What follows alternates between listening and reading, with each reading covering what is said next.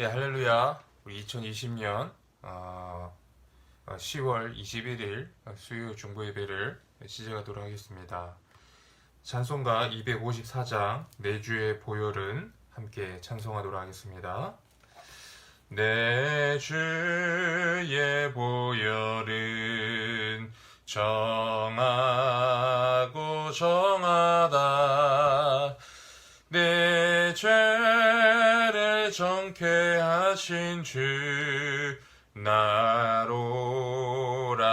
하신다. 내가 주께도 지금 가오니 십자가의 보혈로 날 씻어 주소서. 약하고 추해도 주께로 나가면 힘주시고 내 추함을 곧 씻어 주시네. 내가 주께로 지금 가오니 십자가의 보혈로 날 씻어 주소서. 나로라 하심은 온전한 믿음과 또 사랑함과 평안함 다 주려 함이라. 내가 주께로 지금 가오니 십자가의 보혈로 날 씻어 주소서. 큰 죄인 복받아 살 길을 얻었네. 한없이 넓고 큰 은혜 베풀어 주소서. 내가 주께로 지금 가오니 십자가의 보혈로 날 씻어 주소서.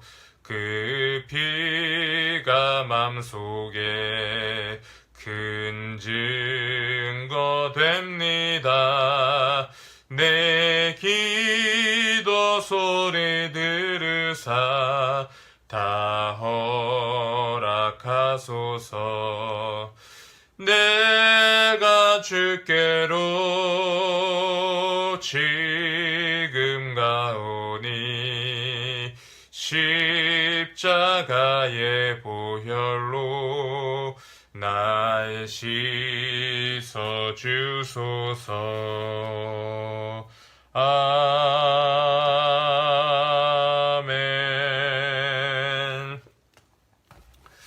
우리 하나님의 말씀 보도록 하겠습니다. 우리 하나님 말씀은 로마서입니다. 로마서 2장입니다.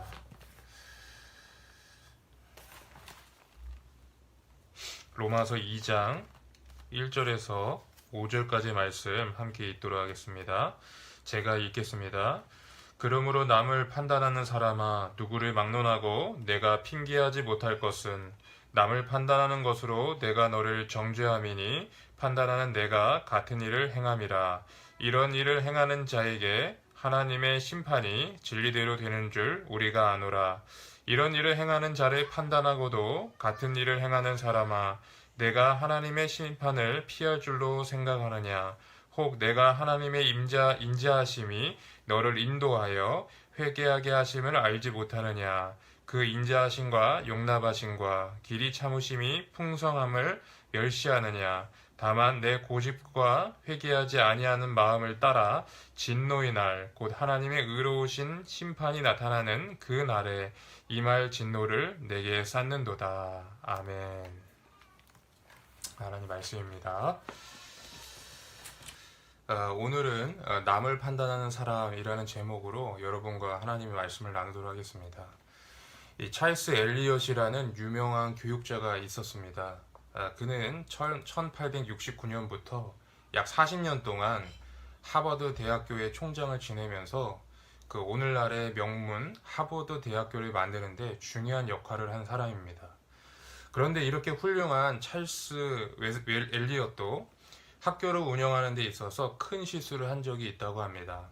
어느 날 한 노 부부가 이 찰스 엘리엇에게 하버드 대학교를 후원하고 싶다고 하면서 면담을 신청해 왔다고 합니다. 이 찰스 엘리엇 총장은 바쁜 일정이었지만 학교를 후원했다고 했기 때문에 기대에 부푼 마음으로 그 노 부부를 만났습니다. 약속 시간이 되자 수수한 차림의 나이든 노 부부가 이 총장실로 들어왔어요. 엘리엇 총장은 이 노 부부의 차림새를 보더니 다소 실망을 했습니다. 그리고 의례적인 인사와 함께 용건을 물었어요. 혹시 장학금을 기부하시겠습니까? 이 노 부부는 이렇게 대답했습니다. 아닙니다. 저희는 얼마 전에 죽은 아들을 기념하고 싶습니다. 그래서 장학금을 기부하기보다는 건물을 지어서 아들을 기념하고 싶습니다. 이렇게 말했어요. 그러니까 찰스 엘리엇이 허름한 차림의 노부부 이야기를 노부부를 다소 이상한 사람 취급을 하면서 건물을 짓는데 얼마나 많이 큰 돈이 드는 줄 아십니까? 그냥 기부금을 내시죠. 이렇게 이야기를 했다고 합니다. 그러니까 이 노부부가 그 찰스 엘리엇의 이야기를 듣고 다소 실망한 그런 눈빛으로 총장실에 나왔다고 합니다. 그로부터 1년이 지났습니다. 찰스 엘리엇 총장은 한 소식을 듣게 되는데 땅을 치면서 후회했다고 합니다. 그 소식은 무엇이냐? 당시 철도 재벌이었던 리랜드 스탠포드가 죽은 아들을 추모하기 위해서 약 2,600만 달러를 기증해서 스탠포드 대학을 세웠다는 소식을 들은 것입니다. 스탠퍼드 대학은 1885년에 세워진 대학인데 지금도 아주 미국에서 유명한 명문으로 손꼽히는 대학이죠. 그러니까 찰스 엘리엇은 훌륭한 사람이었지만 이렇게 훌륭한 사람도 사람을 겉만 보고 판단하고 그러다 보니까 굴러온 복을 걷어차는 그런 실수를 범하게 되었다는 것입니다. 제가 이 얘기를 왜 하느냐? 우리는 사람의 겉만을 보고 판단해서는 안 된다는 것이죠. 사람의 겉모양이나 그 사람의 어떤 행동이나 이런 부분을 보고 판단하면 큰 실수를 범하게 되는 것이라는 것입니다. 오늘 말씀 2장은 남을 판단하는 사람아 라는 말로 시작을 합니다. 그러면 여기서 사도 바울이 지칭하는 남을 판단하는 사람은 누구를 가르치는 것일까? 쉽게 예를 들어서 이 남을 판단하는 사람이 누구인가를 설명하자면 우리가 설교를 드릴 때 하나님의 말씀을 자기 자신에게 적용하기보다는 다른 사람에게 적용하는 사람을 말하는 것입니다. 오늘 말씀이 정말 은혜로운 말씀이었는데 아무개 집사, 아무개 권사가 꼭 들어야 할 말씀인데 왜 하필이면 이때 아무개 권사, 아무개 집사는 오지 않는 거야? 이렇게 하면서 말씀을 자기에게 적용하기보다는 다른 사람에게 판단의 시각으로 그 사람에게 적용하는 사람을 말한다는 거예요. 교회에는 이런 사람 꼭 있지 않습니까? 사도 바울은 바로 이러한 사람을 염두에 두고 오늘 남을 판단하는 사람아 라고 말씀하고 있는 것입니다. 로마서 1장 28절에서 32절에 보면 사도 바울은 이방인의 죄를 다루면서 21개나 되는 죄의 목록들을 열거합니다. 말씀해 보니까 곧 불의, 취와 탐욕, 악의가 가득한 자요, 시기, 살인, 분쟁, 사기, 악독이 가득한 자요, 수군수군하는 자요, 이렇게 말하면서 죄의 목록을 21가지나 열거하는 것입니다. 그런데 누군가 이러한 장면을 보고 있으면서 회심의 미소를 짓고 있는 거예요. 그리고 로마서 1장 32절에 이 같은 일을 행하는 자는 사형에 해당한다고 하나님의 정하심을 알고도 라고 하면서 이방인들에 대해서 사형 선고가 언도되자 옆에 있던 그 미소를 짓고 있던 사람이 그러면 그렇지 그렇고 말고 저 사람은 지옥에 떨어져 마땅한 사람이다. 저 사람은 지옥불의 형벌을 받아야 마땅한 사람이야. 사형에 마땅한 사람이야. 이렇게 이야기하는 것이라는 거예요. 그런데 여러분 너무나도 중요한 것은 사도 바울은 이런 사람에게도 너희도 저와 같이 똑같은 죄인이다라고 말하고 있는 것입니다. 우리 1절 말씀을 보도록 하겠습니다. 그러므로 남을 판단하는 사람아 누구를 막론하고 네가 핑계하지 못할 것은 남을 판단하는 것으로 네가 너를 정죄하매니 판단하는 네가 같은 일을 행함이라. 즉 하나님께서는 죄를 직접 행하는 죄와 마찬가지로 다른 사람을 판단하는 죄를 하나님의 자리에서 다른 사람을 정죄하는 이 죄를 동일하게 같은 죄로 보신다라는 것입니다. 하나님은 겉으로 드러나는 죄 못지않게 우리의 내면으로 품는 그런 죄의 동기도 눈여겨보시는 분이시다라는 것이라는 거예요. 누가복음 18장에 보면 바리새인과 세리의 비유가 기록되어 있습니다. 윤리적인 측면에서 보면 바리새인은 세리와 비교할 수 없을 만큼 도덕적인 사람이었어요. 그래서 바리새인은 하나님께 기도하면서 토색, 불을 간음하지 않고 옆에 있는 세리와 같이 그렇게 죄도 범하지 않았다고 말하면서 하나님께 감사하는 기도를 드립니다. 사실상 기도를 빙자한 판단인 것이죠. 그러나 세리는 자랑할 것도 남을 판단할 것도 없어요. 다만 자기 자신을 불쌍히 여겨달라고 기도할 뿐입니다. 그리고 또 자기 자신이 죄인이라고 고백하는 것이에요. 그런데 여러분 놀라운 사실은 이것입니다. 놀라운 사실은 예수님의 판단이 우리의 생각과 전혀 반대가 된다는 것입니다. 누가복음 18장 14절에 보니까 이에 저 바리새인이 아니고 이 사람이라는 건 세리를 말하는 것이죠. 이 사람이 의롭다 하심을 받고 그 집으로 내려갔느니라. 예수님의 판단은 도덕적인 바리새인보다 자신이 죄인임을 고백하고 하나님의 긍휼을 구하는 죄인 세리를 더 의롭게 보신 것이라는 겁니다.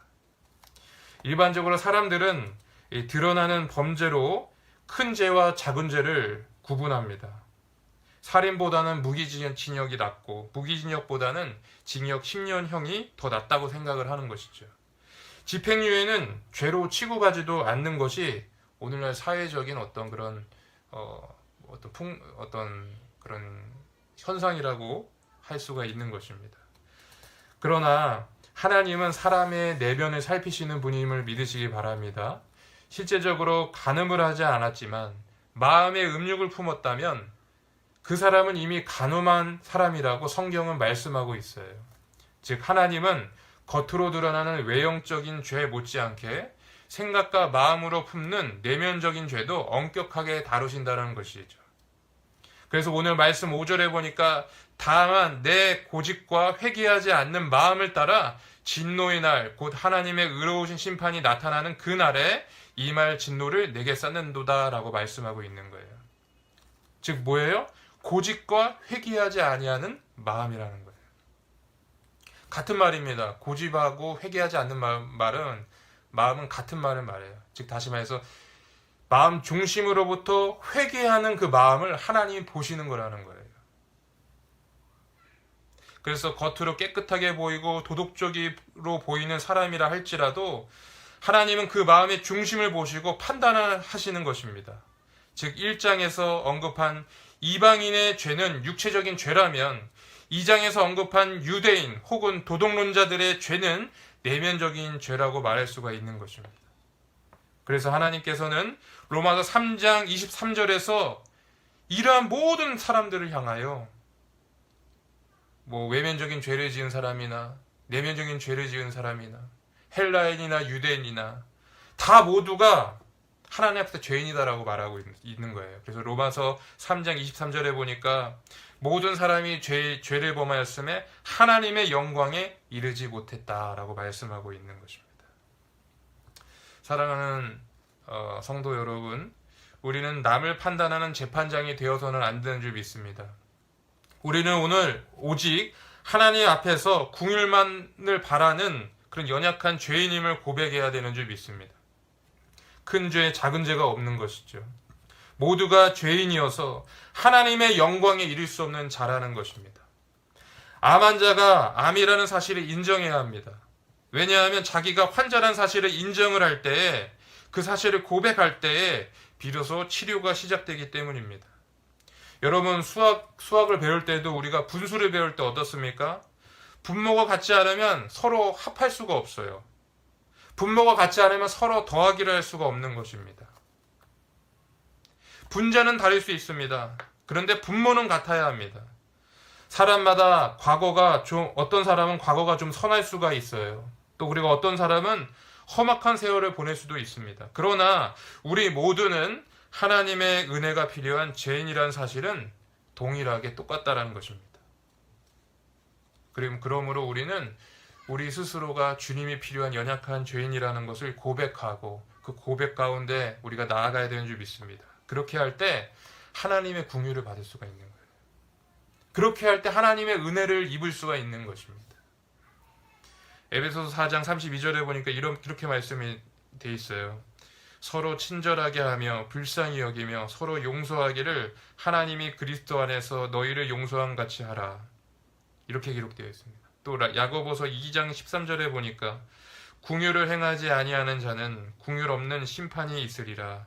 긍휼은 심판을 이기고 자랑하느니라 라고 기록되어 있습니다. 사람마다요, 대부분 자기에게는 관대합니다. 그런데 남을 판단할 때는 다른 사람의 죄나 잘못에 대해서는 매우 민감하게 반응하는 경우가 있어요. 이것이 바로 판단하는 사람의 전형적인 특징이라는 것입니다. 혹시 여러분 마음속에 판단하는 마음이 있으십니까? 어떤 목사님에 대한 판단도 있을 수 있어요. 어떤 권사님에 대한 판단도 있을 수 있어요. 남편 혹은 아내에 대한 판단이 있을 수 있어요. 자기 자신에게는 그렇게도 변명을 잘하면서 다른 사람에게는 인색합니다. 어떻게 저럴 수가 있나? 자기 자신에게는 그럴 수도 있지, 그럴 수도 있는 거예요. 이렇게 생각을 하면서 다른 사람한테는 아주 냉정하게 판단하는 경우가 우리 가운데 있다는 거예요. 여러분, 이것이 바로 죄인의 본래 모습이라는 것입니다. 그러므로 여러분, 우리가 이 마음 중심이 바꿔져야 되는 줄 믿습니다. 오늘 말씀처럼 우리의 고집과 회개하지 않는 마음으로 주님의 진노를 쌓으면 안 된다는 거예요. 그러므로 여러분, 우리가 이 부분에 대해서 회개하는 마음을 가져야 되는 줄 믿습니다. 하나님의 사람들은 하나님의 관점으로 모든 것을 바라보는 사람이어야 합니다. 그러므로 여러분, 더 이상 판단하지 마시길 바랍니다. 더 이상 사람들을 정죄하지 말길 바랍니다. 판단하고 정죄하는 여러분도 동일한 죄인이라는 사실을 여러분 잊지 마시길 바랍니다. 우리는 다만 은혜의 관점에서 모든 것을 해석해야 되는 줄 믿습니다. 사랑은 오래 참습니다. 사랑은 성내지 않습니다. 노하기를 더디합니다. 저와 여러분 중보기도 팀원 한 사람 한 사람이 이렇게 주의 사랑을 생각하고 주의 은혜를 기억하면서 사람들을 용납하고 사람들을 세워주고 위로하고 그들의 눈물이 닦아주는 저와 여러분 되시기를 주의로 축복합니다. 그렇게 할 때 교회가 살아나고 교회가 부흥하는 것입니다. 부흥이요, 다른 것이 아닙니다. 부흥이 사람 많이 오고 왁자지껄, 이게 부흥이 아니에요. 하나님 앞에서 바르게 우리가 은혜대로 살아가면 하나님이 자연스럽게 그 부흥을 주시는 줄 믿습니다. 그렇게 할 때 우리 영도교회뿐만 아니라 우리 주변이 달라지고 나로 인해 주변이 복받고 그런 역사가 일어나게 되는 줄 믿습니다. 바라기는 그렇게 하는 저와 여러분이 되기를 주를 축복합니다. 기도하겠습니다. 하나님 감사합니다. 오늘도 이렇게 말씀으로 우리를 일깨워 주시니 감사합니다. 우리가 얼마나 많이 남을 판단했는지 모릅니다. 나 자신도 연약한 죄인이면서 우리가 하나님의 그런 자리에서 사람들을 평가하고 판단하고 그들을 정죄했음을 고백합니다. 하나님, 우리가 회개케 하여 주시옵소서. 우리의 고집과 회개하지 않는 마음을 꺾어 주시고 우리가 주님 앞에서 참으로 바른 마음으로 하나님의 시각으로 하나님 지체들을 바라보고 그들을 세우고 그들의 눈물이 닦아질 수 있도록 역사하여 주시옵소서. 지금 여러 가지 고난으로 어려움을 겪고 있는 지체들이 많이 있습니다. 하나님 은혜 내려주셔서 성령님 그들의 도움되어 주시고 힘되어 주셔서 이 모든 고난 가운데 하나님 아버지 믿음으로 반응하게 하여 주시고 오직 주님을 의뢰하고 신뢰함으로 승리케 하여 주시옵소서. 질병 있는 자 예수님의 이름으로 치유되게 하여 주시고 정말 하나님 의식 없는 가운데 누워있는 자 일으켜 주시고 암으로 고통당하는 자 회복시켜 주시옵소서. 하나님 아버지 여러 가지 정말 그런 여러 가지 질병으로 인해서 고통당하는 자 예수님의 이름으로 회복시켜 주시옵소서. 그렇게 하실 주님을 찬양하며 감사드리며 우리 주 예수 그리스도 이름으로 기도하였습니다. 아멘.